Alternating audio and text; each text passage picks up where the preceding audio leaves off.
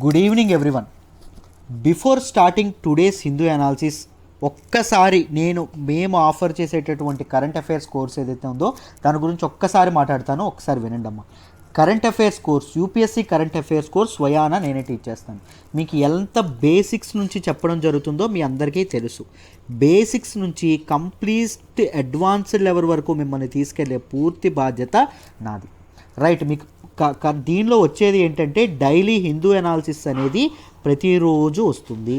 దాంతోపాటు ఎడిటోరియల్స్ ఏవైతే ఉంటాయో ఓన్లీ ఎడిటోరియల్ అనాలిసిస్ పెయిడ్ బ్యాచ్కు మాత్రమే రావడం అనేది జరుగుతుంది.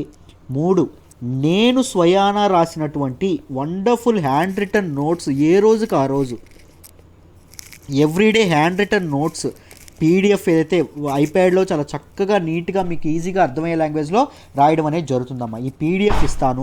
4th, టెస్ట్లు అనేవి ఎవ్రీడే కరెంట్ అఫైర్స్ టెస్ట్లు అనేవి పెట్టడం అనేది జరుగుతుంది. దాంతోపాటు ఎవ్రీ ట్యూస్డే, థర్స్డే, సాటర్డే ఏం చేస్తాము అంటే ఎంసీక్యూ సెషన్స్ అనేవి పెట్టడం అనేది జరుగుతుంది. రైట్, ఎంసీక్యూ సెషన్స్ అనేవి నేను ఇవ్వడం అనేది జరుగుతుంది. ఈ ఎంసీక్యూ సెషన్స్లో ఎన్ని క్వశ్చన్స్ డిస్కస్ చేస్తానంటే 20 క్వశ్చన్స్ డిస్కస్ చేస్తాను. ఏంటండి, 20 ప్రశ్నలు. ఒక్కొక్క ఎంసీక్యూ సెషన్లో 20 ప్రశ్నలు డిస్కస్ చేస్తాను. 20 × 4 ఆప్షన్స్ ఉంటాయండి. మొత్తం 80 కాన్సెప్ట్స్, తక్కువలో తక్కువ 50 కాన్సెప్ట్ల మీద మీకు ఈచ్ సెషన్ గ్రిప్ అనేది రావడం అనేది జరుగుతుంది. కంప్లీట్ బ్యాక్గ్రౌండ్ నుంచి చెప్పడం అనేది జరుగుతుంది. దాంతోపాటు డౌట్ క్లియరెన్స్ అనేది ఉంటుంది. మీకు నా డౌట్ ఎప్పటికప్పుడు ఏ డౌట్ ఉన్నా మీకు క్లియర్ చేయడం అనేది జరుగుతుంది. దాంతోపాటు నా పర్సనల్ గైడెన్స్ అండ్ సపోర్ట్ మీకు ఉండడం అనేది జరుగుతుందండి. మిమ్మల్ని కరెంట్ అఫైర్స్లో మాస్టర్స్ చేసే బాధ్యత నాది, నేను తీసుకుంటాను. రైట్, మీకు యూపీఎస్సీ ఎగ్జామ్లో మీరు రిలేటెడ్ ప్రతి ఒక్క ఇది ఏదైతే ఉంటుందో మ్యాక్సిమం కవర్ చేయడానికి నేను ప్రయత్నిస్తాను. రైట్, నాతో వర్క్ చేయాలి అంటే, నాతో కలిసి కష్టపడాలి యూపీఎస్సీ కరెంట్ అఫైర్స్లో నేను మాస్టర్ అవ్వాలని మీకు అనిపిస్తే ఈ నెంబర్కి ఫోన్ చేయండి అమ్మా. లేదు నా నెంబర్కే మాట్లాడొచ్చు మీరు. This is my number. నాతోనే మీరు డైరెక్ట్గా మాట్లాడి మీరు ఏదో ఒక డెసిషన్ తీసుకోవచ్చు. Right, UPSC current affairs fees ఎంత అంటే 6,000 రూపాయలు కేవలం. లైఫ్ టైం వ్యాలిడిటీతో వస్తుంది. 6,000 రూపీస్కి లైఫ్ టైం వ్యాలిడిటీ ఇస్తున్నాం. రైట్, 6,000 ఒకేసారి కట్టి పే చేయాలా అంటే లేదండి, 2,000 చొప్పున పెర్ మంత్ 2,000 కడుతూ మీరు కరెంట్ అఫైర్స్ కోర్స్లో జాయిన్ అవ్వచ్చు. లైఫ్ టైం వ్యాలిడిటీ, మీరు అన్నాళ్ళు వినాలంటే అన్నాళ్ళు కరెంట్ అఫైర్స్ క్లాసులు వినొచ్చు. ఇది నా నెంబరు. ఈ నెంబర్కైనా ఫోన్ చేయండి, మాట్లాడండి. రైట్, ఫస్ట్ మీరు చక్కగా అన్నీ తెలుసుకున్న తర్వాతే జాయిన్ అవ్వండి. దాంతోపాటు ఈ సెషన్స్తో పాటు వీక్లీ 1 మెయిన్ సెషన్ అనేది ఉంటుందండి. ఈ మెయిన్ సెషన్లో రైట్ క్రిటికల్గా ఎలా అనలైజ్ చేయాలి, యూపీఎస్సీ తరహాలో ఒక ఏ డైమెన్షన్లో ఆలోచించాలి, ఏ డైమెన్షన్లో అప్రోచ్ అవ్వాలి, ఇష్యూస్ అనేవి ఎలా ట్యాకిల్ చేయాలి, వీటన్నింటి గురించి మాట్లాడడం అనేది జరుగుతుంది. మీకు డీటెయిల్డ్ అనాలిసిస్ అనేది ఇస్తాను.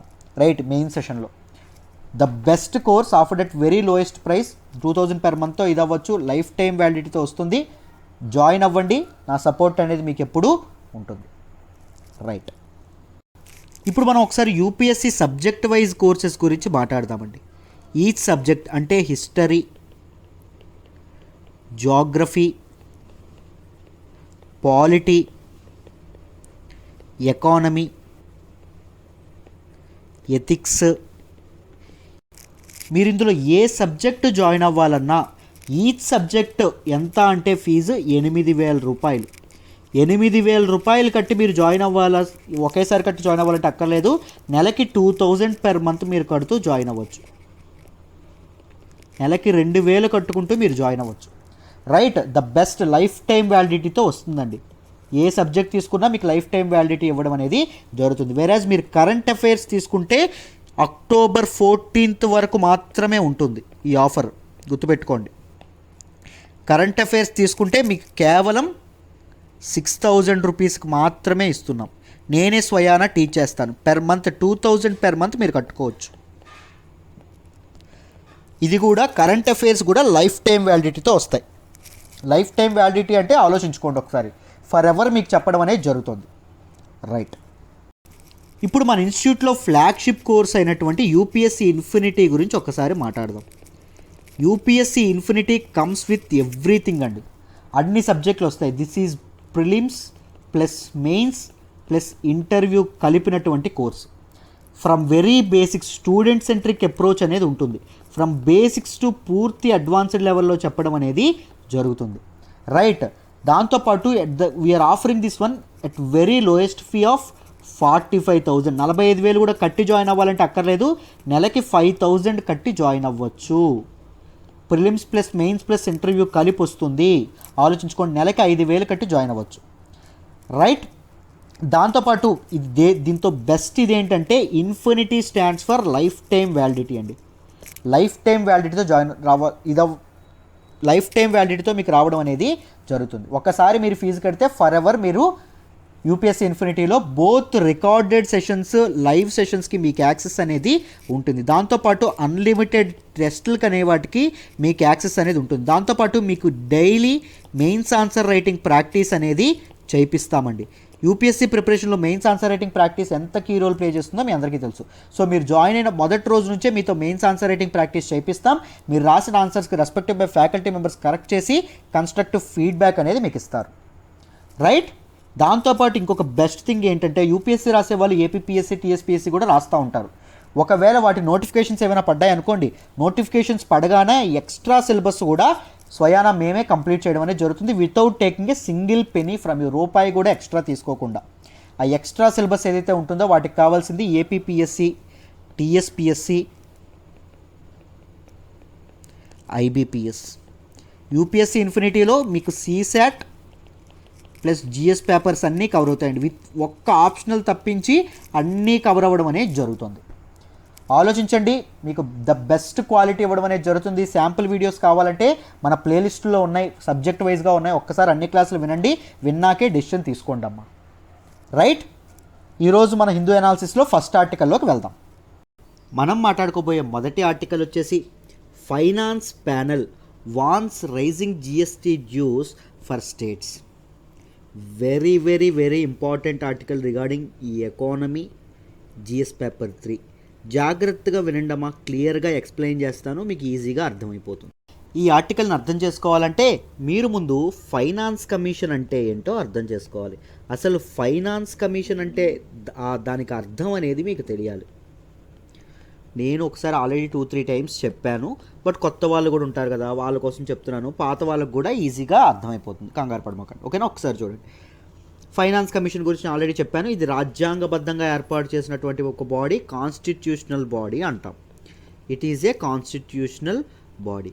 కాన్స్టిట్యూషనల్ బాడీ అంటే ఏంటి, స్టాట్యూటరీ బాడీ అంటే ఏంటి, ఎగ్జిక్యూటివ్ బాడీ అంటే ఏంటి, వీటన్నింటి డెఫినేషన్స్ లోతుగా మనం కరెంట్ అఫైర్స్ కోర్సులో జాయిన్ అయిన వాళ్ళకి నేను ఆల్రెడీ చాలాసార్లు చెప్పాను, రైట్. ప్రతి విషయాన్ని లోతుగా మీరు అర్థం చేసుకోవాలంటే మీరు ఈ నెంబర్కి ఫోన్ చేసి కరెంట్ అఫైర్స్ కోర్సులో జాయిన్ అవ్వచ్చు. నా పర్సనల్ సపోర్ట్ అండ్ గైడెన్స్ కూడా మీకు ఉంటుంది, ఓకేనా. జాయిన్ అవ్వండి అమ్మా, right. It is a constitutional body and it is constituted for the purpose of allocation of revenue resources. Revenue resources ఏవైతే ఉంటాయో మీ అందరికీ తెలుసు, కాన్స్టిట్యూషన్ అనేది ట్యాక్సులు వేసే అధికారాన్ని ఎవరికి ఇస్తుందండి, బోత్ సెంటర్ అండ్ స్టేట్కి ఇస్తుంది, right. Union government, central government, states ఏవైతే స్టేట్స్కి. సో సెంట్రల్ గవర్నమెంట్కి, యూనియన్ గవర్నమెంట్కి అండ్ స్టేట్స్కి రిసోర్సెస్ అలొకేషన్ ఏదైతే ఉంటుందో అది సక్రమంగా జరుగుతుందా లేదా, ఎలా జరుగుతుంది, ఎలా జరగచ్చు, ఇలాంటి వాటి మీద వెడ్డిక్ట్ ఇచ్చేటటువంటి, ఇలాంటి వాటి మీద రిపోర్ట్ ఇచ్చేదాన్ని ఏమంటాము అంటే ఫైనాన్స్ కమిషన్ అంటాం. ఇది కాన్స్టిట్యూషనల్ బాడీ అన్నాం కదా. కాన్స్టిట్యూషన్లో ఏ ఆర్టికల్ ద్వారా రావడం అనేది జరిగింది అంటే ఆర్టికల్ 280 అమ్మ. ఆర్టికల్ 280వ అధికారం ప్రకారం ఫైనాన్స్ కమిషన్ని ఎస్టాబ్లిష్ చేస్తారు. ఎవరు ఎస్టాబ్లిష్ చేస్తారు సార్ అంటే ప్రెసిడెంట్ ఎస్టాబ్లిష్ చేయడం అనేది జరుగుతుంది, రైట్. ఇది ఎందుకు అంటే ఫైనాన్షియల్ రిలేషన్స్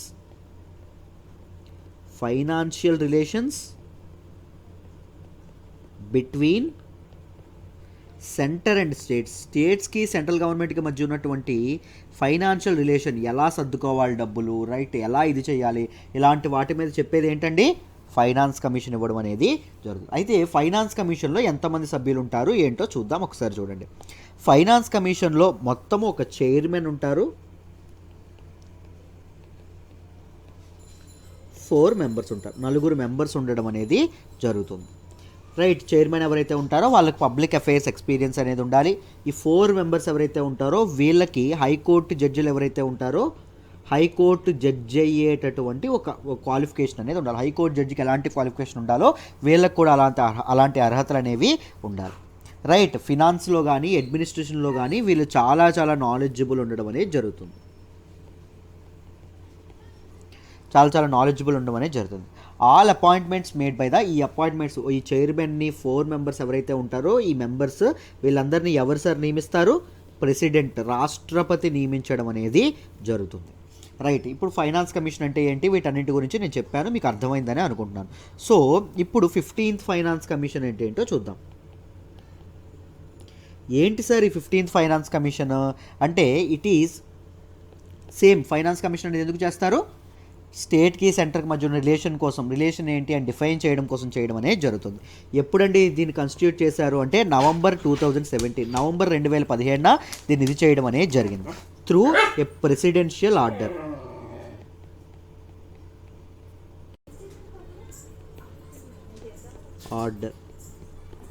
రైట్, దీని ద్వారా తీసుకురావడం అనేది జరిగింది. రైట్, ఎందుకండి దీనికి మీ 15th ఫైనాన్స్ కమిషన్కి అప్పచెప్పినటువంటి లక్ష్యం ఏంటి? ప్రెసిడెంట్ అంటే రాష్ట్రపతి అంటే ప్లానింగ్ కమిషన్ అనేది మన తాలూకా సెంట్రల్ గవర్నమెంట్ తీసేసింది కదా, తీసేయడం కరెక్టా? ప్లానింగ్ కమిషన్ తీసేసి నీతి ఆయోగ్ని పెట్టడం అనేది జరిగింది, మీకు తెలుసనే అనుకుంటున్నాను. దాంతోపాటు జిఎస్టీ అనేది ఇంట్రడ్యూస్ చేయడం అనేది, ఇండైరెక్ట్ ట్యాక్స్లు అన్నీ ఏవైతే ఉన్నాయో వాటన్నింటినీ తీసి 1 నేషన్ 1 ట్యాక్స్ దీని ప్రకారంగా జిఎస్టీని తీసుకొచ్చారు. ఆ జిఎస్టీ తీసుకురావడం అనేది కరెక్టా లేదా అని చెప్పి 15th ఫైనాన్స్ కమిషన్ తీసుకురావడం అనేది జరిగింది. Under the chairmanship of NK Singh ఎవరైతే ఉన్నారో ఈయన తాలూకు చైర్మన్షిప్లో తీసుకురావడం అనేది జరిగిందమ్మా. రైట్, అయితే ఈ ప్యానెల్ ఇంకొకటి ఏం చూస్తుంది అంటే మనకి సెంట్రల్ గవర్నమెంట్ అనేది ఒక ప్రపోజల్ పెట్టిందండి. ఏం పెట్టిందంటే there should be a separate defence fund అనేది సెపరేట్గా ఉండాలి. దాంతోపాటు there should be a separate national security లేదా ఇంటర్నల్ సెక్యూరిటీ ఫండ్ ఏదైతే ఉంటుందో అది కూడా సెపరేట్గా కాన్స్టిట్యూట్ చేయాలని ప్రపోజ్ ఇచ్చింది. సో సెపరేట్గా ఈ ఫండ్ అనేది పెట్టడం కరెక్టా తప్ప అనే విషయాల మీద కూడా దీనికి కరెక్ట్గా ఆలోచించి చెప్పండి అని చెప్పి ఫైనాన్స్ కమిషన్కి బాధ్యతలు అప్పగించడం అనేది జరిగింది. దాంతోపాటు జిఎస్టీ కంపెన్సేషన్ ఏదైతే ఉందో స్టేట్స్కి రావాల్సినటువంటి జిఎస్టీ కంపెన్సేషన్ దాని మీద కూడా ఇది ఆలోచనలు చేయనుంది. రైట్, ఆలోచనలు చేయడం అనేది జరిగింది. రైట్, మామూలుగా ఫైనాన్స్ కమిషన్ అనేది ఎందుకు ఇచ్చేస్తామని చెప్పాము? సెంట్రల్ గవర్నమెంట్ ఏదైతే ఉంటుందో స్టేట్ గవర్నమెంట్ ఏదైతే ఉంటుందో స్టేట్ గవర్నమెంట్స్ వీటి మధ్య రిలేషన్ అనేది కరెక్ట్గా ఉండడానికి, కరెక్ట్గా ఉందో లేదో చూడడానికి, డిఫైన్ చేయడానికి వీటిని కాన్స్టిట్యూట్ చేయడం అనేది జరిగింది. సో 15th ఫైనాన్స్ కమిషన్ కూడా మీకు ఎందుకు చేసిందో నేను చెప్పాను ఆల్రెడీ. నేను ముందు క్లాసుల్లో కూడా దీని గురించి డీటెయిల్గా చెప్పడం అనేది జరిగింది. అయితే ఇప్పుడు చూడండి అమ్మ, ఇప్పుడు న్యూస్లోకి ఎందుకు వచ్చిందో చూద్దాం, జాగ్రత్తగా వినండి. 15th ఫైనాన్షియల్ కమిషన్ ఏదైతే ఉందో ఈ 15th ఫైనాన్షియల్ కమిషన్ తన తాలూకా రిపోర్ట్ను ఫైనలైజ్ చేయడం అనేది జరిగింది. రిపోర్ట్ని అనేది ఫైనలైజ్ చేసిందండి. రైట్, ఈ రిపోర్ట్ అనేది ఏం చెప్తుంది అంటే సెంటర్ అండ్ అన్ని ఏవైతే ఉన్నాయో finance commission centre and states మధ్య రెవెన్యూ డివిజన్ అనే దాని గురించి చెప్తుందని చెప్పుకున్నాం కదా, దాని గురించే ఒక ఫ్రేమ్వర్క్ అనేది చెప్తుంది. ఎప్పటి నుంచి ఏ ఇయర్ నుంచి ఏ ఇయర్కి సార్ అంటే 2020-2021 ఫైనాన్షియల్ ఇయర్ నుంచి 2020-21 నుంచి 2025-26 వరకు. రైట్, ఎలా షేర్ చేసుకోవాలి సెంటర్ అండ్ స్టేట్స్ మధ్య చెప్పడం అనేది జరిగింది. రైట్, వీటి ద్వారా వీళ్ళు ఏం తీసుకున్నారంటే మీరు చూస్తే COVID-19 పాండమిక్ అనేది మధ్యలో రావడం అనేది జరిగింది. సో వీళ్ళు ఎప్పుడైతే ప్రొజెక్షన్స్ అనేవి అందజేయాలో COVID-19ని కూడా పరిగణలోకి తీసుకోవాల్సిన అవసరం ఉంది వాళ్ళ పరిశీలనలో భాగంగా. సో COVID-19 భాగంలో వాళ్ళు ఏం చేశారు అంటే ప్రొజెక్షన్స్ అనేవి ఎప్పుడు రైజ్ అవుతుంది అని అనుకోకుండా, అంటే దేశ ఆదాయం అనేది ఎప్పుడు ఒకేలా రైజ్ అవుతుంది అనుకోకుండా వీళ్ళు ఏం చేశారు అంటే సందర్భానుసారం తగ్గిస్తూ పెరుగుతూ ఇలా ఇది చేయడం అనేది జరిగింది. ఇలా గ్రోత్ ప్రొజెక్షన్స్ అనేవి ఈ 5 years ఇలా ఉండబోతున్నాయి అని చెప్పి ఒక క్యాలిక్యులేషన్ ద్వారా ఒక గ్రోత్ ప్రొజెక్షన్స్ని పరిశీలించి ఈ రిపోర్ట్ని ఇది చేయడం అనేది జరిగింది. రైట్, దాంతోపాటు మన సెంట్రల్ గవర్నమెంట్ ఇంత ప్రపోజల్ చెప్పాం కదా, ఏమని చెప్పాం, దేనికి సెపరేట్ ఫండ్స్ మీరు బాగా గుర్తుపెట్టుకుంటే డిఫెన్స్ ఏదైతే ఉందో డిఫెన్స్కి, నేషనల్ సెక్యూరిటీ ఏదైతే ఉందో నేషనల్ సెక్యూరిటీకి, ఈ రెండుకి సెపరేట్ ఫండ్ ఉండదు కావాలని చెప్పారు కదా, సెటప్ చేయబోతున్నామని చెప్పింది కదా. సో దాని మీద ఎటువంటి రకాల నిధి ఇచ్చింది అంటే ఒక నాన్ ల్యాప్సబుల్ ఫండ్ అనేది పెట్టడంలో తప్పు లేదు. కానీ ఈ ఫండ్ అనేది ఎలా ఇది అవ్వాలి అంటే మార్గాలు చెప్పిందండి. సెస్ అంటే ఏంటో నేను చెప్పాను. సెస్ అంటే it is a kind of tax. ఇది కూడా ఒక ట్యాక్సే, ఎడిషనల్ ట్యాక్స్ అని మీరు అనుకోవచ్చు, ట్యాక్స్ ఆన్ ట్యాక్స్ అని మీరు అనుకోవచ్చు. అంటే ట్యాక్స్ ఇప్పుడు మన దగ్గర నుంచి పన్నులు వసూలు చేసిన ప్రభుత్వం ఏం చేస్తుంది, రోడ్లు వేయడానికి, వెల్ఫేర్ స్కీమ్స్, దానికి ఇష్టం వచ్చిన దానికి ఖర్చు పెట్టడం అనేది జరుగుతుంది. కానీ సెస్ ఏదైతే ఉందో దేనికోసం వసూలు చేస్తున్నారో దానికోసమే ఖర్చు పెట్టాలి. స్వచ్ఛ భారత్ సెస్ అన్నారనుకోండి, స్వచ్ఛ భారత్ మీదే ఖర్చు పెట్టాలి. జిఎస్టీ కంపెన్సేషన్ సెస్ అన్నారనుకోండి, జిఎస్టీ కంపెన్సేషన్ విధించడానికే ఖర్చు పెట్టాలి. రైట్, దాన్ని ఏమంటాము, సెస్ అంటాం, లేదా సర్చార్జ్. సెస్ లేదా సర్చార్జ్. లేకపోతే డిఫెన్స్ ల్యాండ్ ఏదైతే ఉంటుందో, సర్ప్లస్ డిఫెన్స్ ల్యాండ్ ఏదైతే ఉంటుందో, సర్ప్లస్ డిఫెన్స్ ల్యాండ్ని మానిటైజ్ చేయడం ద్వారా కానీ, లేకపోతే ఇంకెలాగా ట్యాక్స్ ఫ్రీ డిఫెన్స్ బాండ్స్ ఏవైతే ఉంటాయో, బాండ్స్ అంటే ఏంటో నేను చాలాసార్లు చెప్పడం అనేది జరిగింది. కొంత ఇంట్రెస్ట్ రేట్ ఇస్తారు. బాండ్ ఏదైతే ఉందో గవర్నమెంట్కి డబ్బులు కావాల్సినప్పుడు బాండ్ ఇష్యూ చేస్తుందండి. రైట్, ఎన్నాళ్ళకి ఇష్యూ చేస్తుందంటే ఒక టైం పీరియడ్కి ఇష్యూ చేస్తుంది. ఒక 5 ఏళ్ళు అనుకున్నారనుకోండి, దానికి ఒక కూపన్ కోడ్ ఉంటుంది. కూపన్ కోడ్ అంటే ఇంట్రెస్ట్ రేట్ అని. రైట్, ఇది బాండ్ విలువ 10,000 రూపాయలు అనుకోండి. మనం కొనుక్కోవాలంటే 10,000 రూపాయలు చెల్లించి బాండ్ని కొనుక్కోవచ్చు. దీని మీద ఏముంటుంది, టైం పీరియడ్ ఉంటుంది. టైం పీరియడ్ అంటే 5 ఏళ్ళకి మెచ్యూర్ అవుతుంది అని ఉంటుంది. రైట్, ఎంతో కొంత 5 ఏళ్ళు ఎంతైనా ఉండొచ్చు. కూపన్ కోడ్ ఏదైతే ఉంటుందో 10% ఉందనుకోండి. 5 ఏళ్ళు అయిన తర్వాత 10,000 మీద మనకు ఎంత వస్తుంది, 15,000 రావడం అనేది జరుగుతుంది. 10 రూపీస్ ఇంట్రెస్ట్ చెప్తున్న. రైట్, వీటిని బాండ్ అంటాం. సో ఎటువంటి ట్యాక్స్ లేకుండా బాండ్స్ ఇష్యూ చేయడం కానీ, రైట్, దీనివల్ల ఏం జరుగుతుంది, డిఫెన్స్ వాళ్ళకి ఇది అవ్వడం అనేది కూడా జరుగుతుంది. దాంతోపాటు ఏం చెప్పారు, డిజిన్వెస్ట్మెంట్ ఏదైతే ఉందో, డిజిన్వెస్ట్మెంట్ అంటే పబ్లిక్ సెక్టార్ ఏవైతే కంపెనీలు ఉంటాయో డిఫెన్స్కి సంబంధించినటువంటివి, వాటిని అమ్మేయడం ద్వారా కూడా, డిజిన్వెస్ట్మెంట్ చేయడం ద్వారా కూడా డబ్బులు సమకూర్చుకోవచ్చు కదా అని చెప్పడం అనేది జరిగిందమ్మా.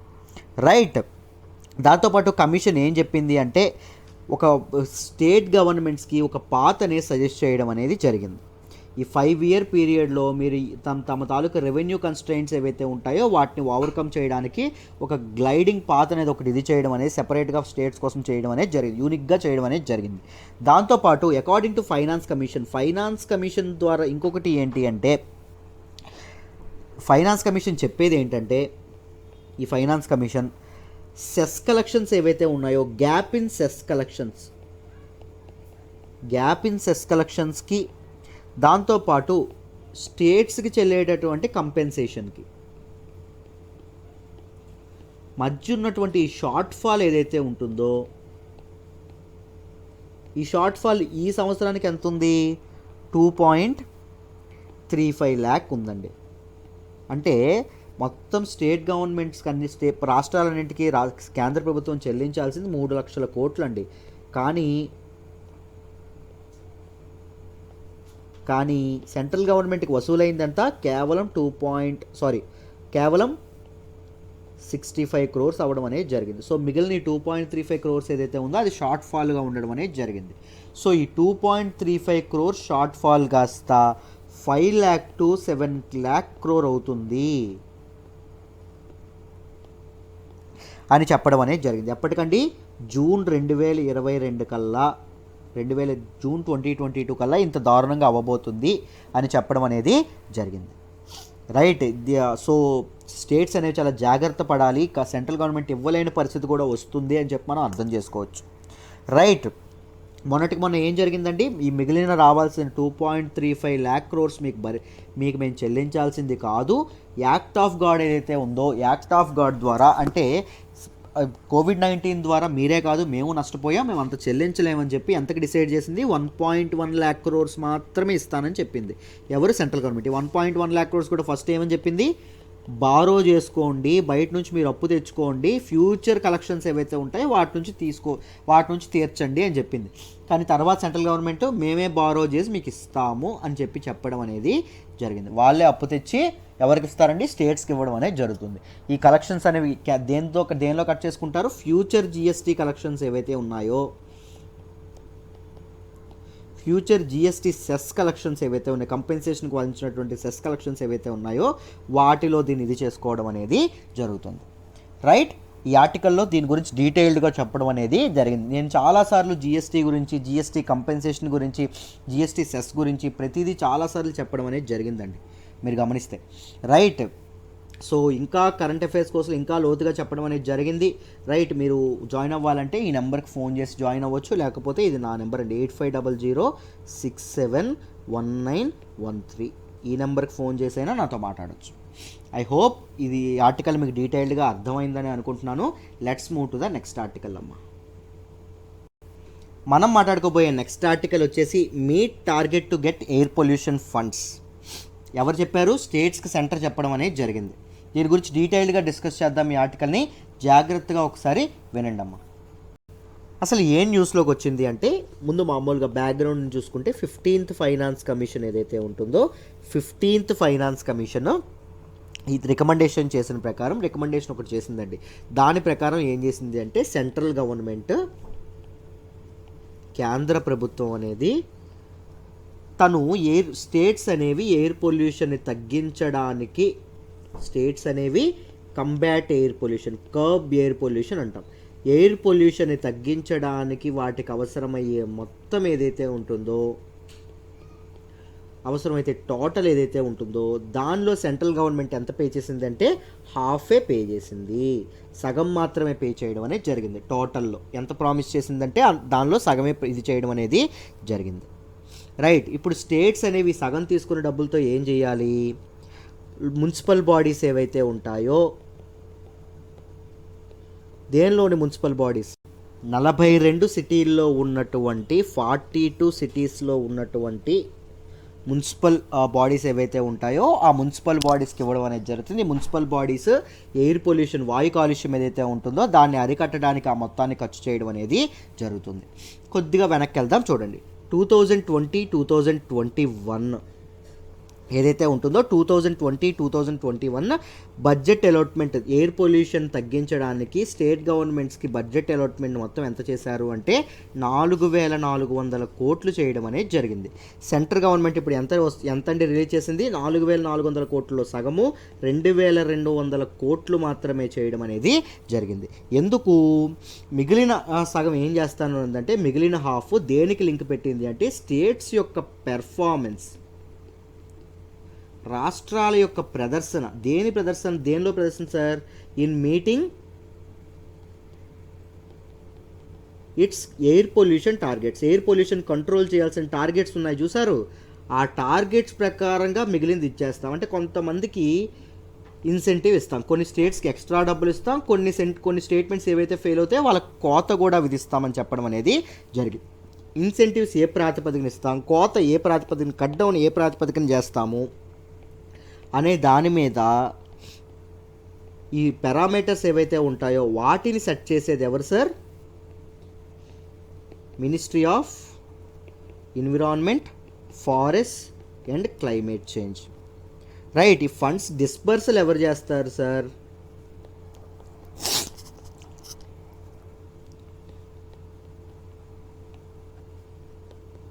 Ministry of housing and urban affairs వీల్ చేయడం అనేది జరుగుతుందా, రైట్. మొత్తం 4400 కోట్లు అయితే 2200 కోట్లు మాత్రం ఇచ్చేశారు. మిగిలిన డబ్బులు ఎలా చేస్తామన్నారు? స్టేట్స్ యొక్క పెర్ఫార్మెన్స్ని బేస్ చేసుకొని ఇస్తామని చెప్పడం అనేది జరిగింది. దీనిలో భాగంగా మనం నేషనల్ క్లీన్ ఎయిర్ ప్రోగ్రామ్ ఏదైతే ఉంటుందో దాని గురించి మాట్లాడుకోవాలి, రైట్. ఆర్టికల్లో చాలా డీటెయిల్గా ఈ ఆర్టికల్లో చెప్పడం అనేది, ప్రస్తావించడం అనేది జరిగింది. దీనికోసం మాట్లాడుకోవాలి. This is a government program అండి. ఇది ప్రభుత్వం చేపట్టినటువంటి ఒక program, right. Fully owned by government and it is launched by the ministry of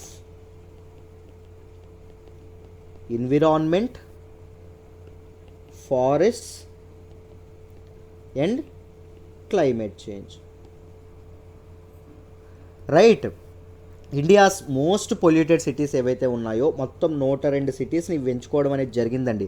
ఈ 102 సిటీస్ ఏవైతే ఉన్నాయో వీటిలో ఎయిర్ పొల్యూషన్ స్టాండర్డ్స్ 22-30% అనేది 2024 కల్లా తగ్గించాలనే లక్ష్యంతో NCAP national clean air program ఏదైతే ఉంటుందో ఇది చేయడం అనేది జరిగింది. అంతగా 2017 కంటే 2024 లో ఎయిర్ పొల్యూషన్ స్టాండ్స్ అనేవి ఎంత తగ్గాలి? 20-30% అనేవి తగ్గడం అనేది జరగాలి. ఆ మెజర్మెంట్ అంత తగ్గడం అనేది జరగాలి. రైట్. స్టేట్స్ కూడా ఎలా ఈ టార్గెట్స్ని రీచ్ అవ్వబోతున్నాయి, ఏమేం చేయబోతున్నాయి, రైట్. ఎయిర్ పొల్యూషన్ కంట్రోల్ చేయడానికి ఫ్రేమ్వర్క్ ఏంటి, గైడ్ లైన్స్ ఏంటి, వీటి మీద ఒక సెపరేట్ రోడ్ మ్యాప్ ఏదైతే ఉంటుందో సెపరేట్ రోడ్ మ్యాప్ కూడా ఇది చేయడం అనేది జరిగింది. స్టేట్స్ కూడా ప్రతి ఒక్క స్టేట్ రిలీజ్ చేయడం అనేది జరిగిందమ్మా. Right, very good. సో మీకు ఈ ఆర్టికల్ గురించి డీటెయిల్డ్గా అర్థమైందని అనుకుంటున్నాను. ఎంత కేటాయించారు, ఫైనాన్స్ కమిషన్ ఏం చేయమని చెప్పింది, ఎంత కేటాయించారు, ఎంత రిలీజ్ చేశారు, మిగిలింది ఎలా రిలీజ్ చేస్తారు, ఆ పారామీటర్స్ ఏవైతే ఉన్నాయో, గైడ్లైన్స్ ఏవైతే ఉన్నాయో వాటిని సెట్ చేసేది ఎవరండి? Ministry of environment forest and climate change. దాని మనీ ఫండ్స్ని డిస్బర్స్ చేసేది ఎవరు? Ministry of housing and urban affairs. States అనే వాటిని ఎలా ఖర్చు పెడతాయి? మున్సిపల్ బాడీస్ ఏవైతే ఉంటాయో వాటికి ఇవ్వడం అనేది జరుగుతుంది. వాటికి ఇచ్చి ఎయిర్ పొల్యూషన్ని కంట్రోల్ చేయడం అనేది జరుగుతుంది. వాళ్ళు ఎయిర్ పొల్యూషన్ కంట్రోల్ చేయడానికి డిఫరెంట్ స్టెప్స్ తీసుకోవడం అనేది జరుగుతుంది. Right, this is all about this article. I hope you understand this article. Let's move to the next article. మనం మాట్లాడుకోబోయే నెక్స్ట్ ఆర్టికల్ వచ్చేసి it is a long journey to distribute fortified rice at government schools. జాగ్రత్తగా వినండి అమ్మా, ఈ ఆర్టికల్ని డీటెయిల్డ్గా discuss చేద్దాం, మీకు ఈజీగా అర్థమవుతుంది. ముందు మీరు తెలుసుకోవాల్సింది ఏంటి అంటే ఫోర్టిఫైడ్ రైస్ అంటే ఏంటో తెలుసుకోవాలి. మొన్న కూడా నేను చెప్పాను న్యూస్లోకి వచ్చినప్పుడు, ఒక్కసారి ఈరోజు కూడా ఒకసారి టకటక డిస్కస్ చేద్దాం, జాగ్రత్తగా వినండి. ఫోర్టిఫైడ్ రైస్ అంటే ఏంటి అంటే న్యూట్రియంట్స్ కలిపినటువంటి రైస్, న్యూట్రియంట్ రైస్ అని చెప్పి మనం అనుకోవచ్చు. దీనిలో ఏమేం కలుపుతారు సార్? న్యూట్రియంట్స్ అంటే ముఖ్యంగా iron, vitamin B12, folic acid ఏదైతే ఉంటుందో ఫోలిక్ యాసిడ్, ఇవన్నీ కలపడం అనేది జరుగుతుంది. గవర్నమెంట్ ఈ ఫోర్టిఫైడ్ రైస్ ఏదైతే ఉంటుందో ఫోర్టిఫైడ్ రైస్ అందించడానికి గల ఎయిమ్ ఏంటంటే, గవర్నమెంట్ లక్ష్యం ఏంటంటే టు కర్బ్ ఎనీమియా అండి. ఎనీమియా ఏదైతే ఉంటుందో ఎనీమియాని కంప్లీట్గా పారద్రోలడానికి గవర్నమెంట్ అనేది ఫోర్టిఫైడ్ రైస్ ఏదైతే ఉంటుందో అది డిస్ట్రిబ్యూట్ చేయాలని అనుకుంటుంది. దీన్ని మామూలుగా మనం ఏం మాట్లాడుకున్నాం, పైలట్ ప్రాజెక్ట్ ఒకటి లాంచ్ చేశారు. ఆ పైలట్ ప్రాజెక్ట్ ఫెయిల్ అయినప్పటికీ గవర్నమెంట్ ఏం చేస్తుంది, 15 రాష్ట్రాల్లో స్టార్ట్ చేసినటువంటి పైలట్ ప్రాజెక్ట్ని 50 రాష్ట్రాలు ఏవైతే ఉంటుందో 50 రాష్ట్రాలకి పెంచబోతుంది అని చెప్పి మనం మాట్లాడుకున్నాం. Right, yes. సో ఇప్పుడు దీని గురించి ఇప్పుడు న్యూస్లోకి ఎందుకు వచ్చింది ఏంటి అని డీటెయిల్డ్గా మాట్లాడదాం, జాగ్రత్తగా వినండి అమ్మ. ఫోర్టిఫైడ్ రైస్ ఎలా తయారు చేస్తారంటే ముందు తెలుసుకోవాలి. ఫోర్టిఫైడ్ రైస్ అంటే ఏంటో తెలుసుకోవాలి. న్యూట్రియంట్ రైస్ అన్నాం కదా, దాన్ని ఎలా తయారు చేస్తారు అంటే రైస్ ఏదైతే ఉంటుందో rice will be broken into fine powder అండి. ఒక ఫైన్ పౌడర్లా మారుస్తారు. ఆ పౌడర్ని దేంతో మిక్స్ చేస్తారంటే తర్వాత ప్రాసెస్లో ఈ న్యూట్రియంట్స్ ఏవైతే ఉన్నాయో ఐరన్, ఫోలిక్ యాసిడ్ ఇవన్నీ చెప్పుకున్నాం కదా, వాటితో మిక్స్ చేస్తారు. తర్వాత ఏం చేస్తారంటే న్యూట్రియంట్స్ మిక్స్ చేసినటువంటి దీన్ని రైస్ లైక్ కర్నల్స్ ఏవైతే ఉన్నాయో వాటిలో షేప్ చేయడం అనేది రైస్ ఎలాంటి షేప్లో ఉంటుందో అలాంటి షేప్ చేయడం అనేది జరుగుతుంది త్రూ ఎన్ ఎక్స్ట్రూజన్ ప్రాసెస్ అండి. ఒక ఎక్స్ట్రూజన్ ప్రాసెస్ ద్వారా చేయడం అనేది జరుగుతుంది. ఈ ఫోర్టిఫైడ్ కెర్నల్స్ ఏవైతే ఉంటాయో వీటిని ఏం చేస్తారు, నార్మల్ రైస్తో కలుపుతారు. నార్మల్ రైస్తో ఎంత రేషియోలో కలుపుతారు? 1:100 రేషియోలో కలపడం అనేది జరుగుతుంది. కలిపేసి దాని మొత్తాన్ని ఇప్పుడు డిస్ట్రిబ్యూషన్ చేయడం అనేది జరుగుతుంది, పంచడం అనేది జరుగుతుంది. ఫోర్టిఫైడ్ రైస్ ఎలా తయారు చేస్తారు, ఏం చేస్తారని మీకు అర్థమైందని అనుకుంటున్నాను. రైట్, అయితే మొత్తం ప్రజెంట్ పైలట్ ప్రాజెక్ట్ మొత్తం ఇండియాలో 15,000 టన్స్ ఫోర్టిఫైడ్ రైస్ అనేది సంవత్సరానికి అవుతుందంట. దీన్ని 1.3 lakh టన్స్గా మార్చాలని గవర్నమెంట్ అనుకుంటుంది. దాంతోపాటు ఏం మనం నేర్చుకున్నాం లాస్ట్ టైం, దీని తాలూకా ప్రొక్యూర్మెంట్, దీని తాలూకా డిస్ట్రిబ్యూషన్, దీనికి సంబంధించినటువంటి ప్లానింగ్, ఇది మొత్తం ఎవరు చూసుకుంటారండి? Food corporation of India, FCI ఏదైతే ఉంటుందో అది చూసుకుంటున్నాం. ఇది మనం లాస్ట్ క్లాస్లో కూడా వీటన్నింటినీ డిస్కస్ చేయడం అనేది జరిగింది. అయితే ఎక్స్పర్ట్స్ ఏమంటున్నారు, న్యూస్లోకి ఎందుకు వచ్చింది అంటే రీసెంట్గా తెలుసు గవర్నమెంట్ అనేది డిఫరెంట్ స్టేట్స్లోకి దీన్ని ఎక్స్టెండ్ చేయాలని అనుకుంటుంది. రైట్, అనుకోవడం అనేది జరుగుతుంది. దీంతో కొన్ని కన్సర్న్స్ ఉండడం అనేది జరిగింది అని చెప్పడం అనేది జరిగింది. దేని గురించి సార్ కన్సర్న్స్? సమ్ ఎక్స్పర్ట్స్ దేని గురించి భయపడుతున్నారంటే న్యూట్రిషనల్ అవుట్కమ్స్ ఏవైతే ఉంటాయో, ఇలా న్యూట్రియంట్స్ కలిపినటువంటి రైస్ ఏదైతే ఉంటుందో దానివల్ల వచ్చినటువంటి అవుట్పుట్ ఏదైతే ఉంటుందో, బై ప్రొడక్ట్ ఏదైతే ఉంటుందో దానివల్ల పిల్లల మీద చిన్న సైడ్ ఎఫెక్ట్స్ లాంటివి పడే అవకాశం ఉంది అని చెప్పడం అనేది జరిగింది. దాంతోపాటు ఈ సీరియల్స్ ఏవైతే ఉన్నాయో సీరియల్స్ ఇలా ఫోర్టిఫై చేయడం అనేది లోకల్ ఎకానమీ మీద కూడా ఇది చేస్తుంది, ఇంపాక్ట్ పెడుతుంది అని చెప్పడం అనేది జరిగింది. ఇది నేను మీకు వదిలేస్తున్నాను. ఈ లోకల్ ఎకానమీ మీద ఎలా ఇంపాక్ట్ అవుతుందో నాకు ఒక్కసారి కామెంట్స్లో తెలియచేయండి. మీరు తప్పు చేస్తే నేను కరెక్ట్ చేయడం అనేది జరుగుతుంది. ఓకేనా? అక్కడ కామెంట్ సెక్షన్లో తెలియజేయండి ఎలా లోకల్ ఎకానమీ అనేది పడిపోతుందో ఈ ఫోర్టిఫైడ్ శాంపిల్స్ వల్ల. Next, some public health experts ఏం చేస్తున్నారంటే వీటి వల్ల ఒక యాడ్వర్స్ కాన్సిక్వెన్సెస్ అనేవి ఉండొచ్చు. ఎందుకు అంటే ఫుడ్ సిస్టమ్ ఏదైతే ఉందో ఈ ఫుడ్ సిస్టమ్ని కార్పొరేటైజ్ చేయడం వల్ల, కార్పొరేట్ వాళ్ళకి అందించడం వల్ల వాళ్ళు లాభాపేక్ష కోసం పనిచేయడం అనేది జరుగుతుంది, లాభం కోసం పనిచేయడం అనేది జరుగుతుంది. రైట్, దానివల్ల కొన్ని యాడ్వర్స్ ఎఫెక్ట్స్ కూడా ఫుడ్ సిస్టమ్ మీద పడే అవకాశం ఉంది, ఫుడ్ సప్లై చైన్ అనేది డిస్రప్ట్ అయ్యే అవకాశం ఉంది అని కొన్ని కన్సర్న్స్ అనేవి కూడా ఇది చేయడం అనేది జరిగింది. రైట్, ఈ ఎక్స్పర్ట్స్ ఏవైతే కన్సర్న్ తీసుకున్నారో ఇది న్యూస్లోకి రావడం అనేది జరిగిందండి. I'm taking by the way Delhi edition, నేను మాట్లాడుతుంది ఢిల్లీ ఎడిషన్. ఓకేనా? ఢిల్లీ ఎడిషన్లో ఈ ఆర్టికల్ రావడం అనేది జరిగింది. Very important article. ఎందుకంటే మాల్ న్యూట్రిషన్ ఏదైతే ఉంటుందో వీటి మీద మెయిన్స్లో క్వశ్చన్స్ వచ్చే అవకాశం ఉందండి. సో అందుకోసమే ఇవి మళ్ళీ డిస్కస్ చేయడం అనేది జరిగింది. నేను చెప్పాను కదా ఆల్రెడీ, మెయిన్స్ వచ్చేంత వరకు నేను మెయిన్స్ మీద కాస్త ఎక్కువ దృష్టి పెడతాను. రైట్, కాస్త ఎక్కువ మెయిన్స్ మీద కాస్త ఫోకస్ అనేది ఎక్కువ చేయడం అనేది జరుగుతుంది. సో అందుకు మెయిన్స్ సంబంధించినటువంటి ఆర్టికల్స్ని డిస్కస్ చేయడం అనేది జరుగుతుంది. ఐ హోప్ మీకు ఈ ఆర్టికల్ డీటెయిల్డ్గా అర్థమైందని అనుకుంటున్నాను. Let's move to the next article అమ్మ. మనం మాట్లాడుకోబోయే నెక్స్ట్ ఆర్టికల్ వచ్చేసి Haryana clears bill on right to recall Panchayat member. ఇక్కడ మనం ఇంపార్టెంట్ టెర్మినాలజీ ఏంటంటే రైట్ టు రీకాల్. దీని గురించి తెలుసుకోవాలండి, వెరీ ఇంపార్టెంట్. ముఖ్యంగా పబ్ యాడ్ ఎవరైతే తీసుకుంటారో, పబ్లిక్ అడ్మినిస్ట్రేషన్ ఎవరైతే ఆప్షనల్ తీసుకుంటారో వాళ్ళకి బాగా తెలుస్తుంది polity related terminology.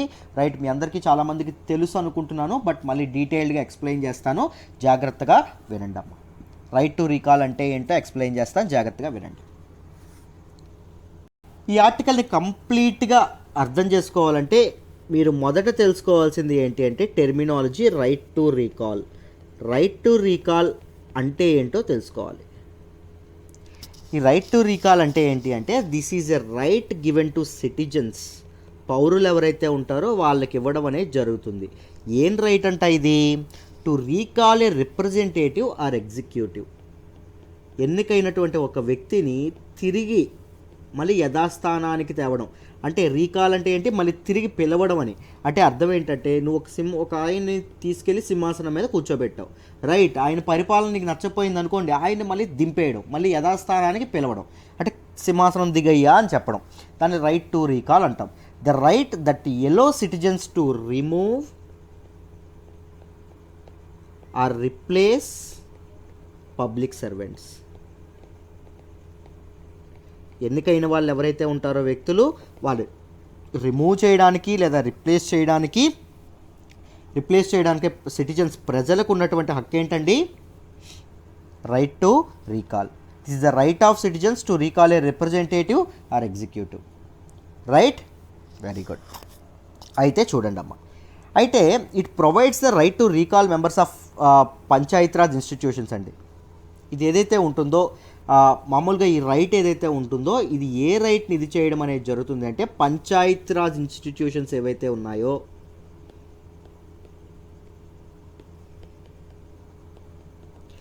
Panchayati Raj ఇన్స్టిట్యూషన్స్లోకి members ఎవరైతే ఉంటారో వాళ్ళని రీకాల్ చేసేటటువంటి ఇదేదైతే ఉంటుందో, అంటే ఇప్పుడే చెప్పాను కదా, వాళ్ళ తాలూకా పంచాయతీరాజ్ ఇన్స్టిట్యూషన్లో పనిచేసే అంటే సర్పంచులు కానీ లేకపోతే జిల్లా పరిషత్లో చేసేవాళ్ళు కానీ వీళ్ళు ఎవరైతే ఉంటారో వీళ్ళ తాలూకా పరిపాలన అనేది మీకు నచ్చకపోయింది అనుకోండి అడ్మినిస్ట్రేషన్, సో ప్రజలకి ఏం హక్కు ఉంటుంది?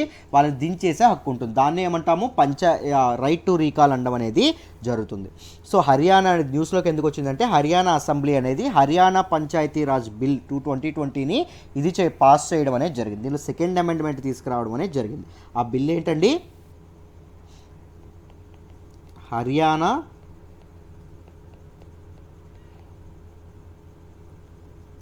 పంచాయతీరాజ్ బిల్ 2020 దీన్ని తీసుకురావడం అనేది జరిగిందండి. దీనిలో భాగంగా ఏం చేశారు? రైట్ టు రీకాల్ అనేది యాడ్ చేశారు. అంటే ఎవరైనా సరిగ్గా పని చేయకపోతే మీరు వాళ్ళని దించేసే అధికారం అనేది ప్రజలకు ఇవ్వడం అనేది జరిగింది. దాంతోపాటు దీనిలో ఏం చేశారు, 50% ఆడవాళ్ళు ఎవరైతే ఉంటారో ఆడవాళ్ళకి 50% రిజర్వేషన్స్ ఇవ్వడం అనేది జరిగింది. దేనిలో, రూరల్ బాడీస్లో వాళ్ళకి తగిన ఇది ఇవ్వడం అనేది జరిగింది. ఎయిమ్ ఏంటి, ఎందుకు చేస్తున్నారు అంటే to enhance participation of women in 3 tier Panchayati Raj system అండి.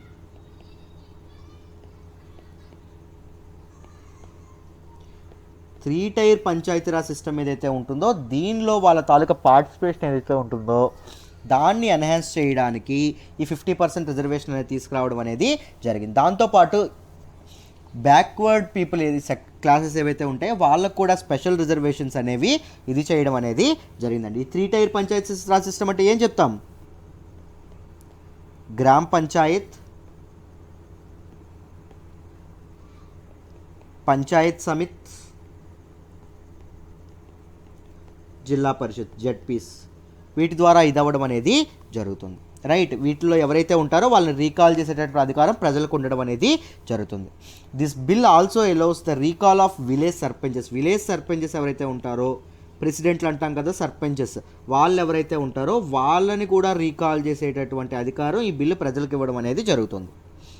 రైట్, ఇవ్వడం అనేది. దాంతోపాటు బ్లాక్ లెవెల్ పంచాయత్ సమిత్స్ ఏవైతే ఉంటాయో దానిలో ఎన్నికైనటువంటి వ్యక్తులు, లేకపోతే డిస్ట్రిక్ట్ లెవెల్ జిల్లా పరిషత్స్ ఏవైతే ఉంటాయో వాటిలో ఎన్నికైనటువంటి వ్యక్తుల్ని ప్రజలకి వెనక్కి తీసుకునే ఇది అనేది ప్రజలకు ఇవ్వడం అనేది రైట్ టు రీకాల్ అనేది ఇవ్వడం అనేది జరిగింది.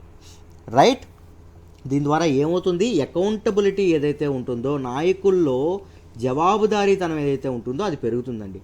రైట్, వాళ్ళు సరిగ్గా పని చేయడం అనేది జరుగుతుంది. ఒకవేళ సరిగ్గా నేను చేయకపోతే తీసేస్తారు అనే భయం ఉంటుంది చూసారు, అది సరిగ్గా పని చేయించేలా చేయడం అనేది జరుగుతుంది. Right, very good. అయితే చూడండి అమ్మ, దీని ద్వారా ఇప్పుడు ఒకవేళ రైట్ టు రీకాల్ అనేది ఇది అవ్వాలంటే ఏం చెయ్యాలి, ఏ టైంలో రైట్ టు రీకాల్ చేయాలి అని మనం అనుకుంటే చూడండి, ఏం లేదు, ఒకరి మీద అసంతృప్తి అనేది వచ్చింది అనుకోండి, ఎవరైతే వార్డు మెంబర్స్ ఉంటారో at least 50 members of ward members ఎవరైతే ఉంటారో వార్డ్ ఆర్ గ్రామ సభ,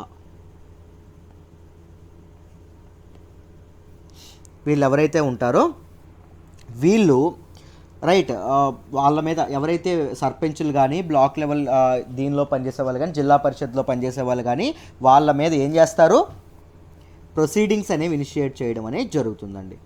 రైట్, వాళ్ళని రైట్ టు రీకాల్ ద్వారా వాళ్ళని తొలగించాలనుకుంటున్నాము అని. రైట్, సో తర్వాత ఏమవుతుంది, సీక్రెట్ బ్యాలెట్ ద్వారా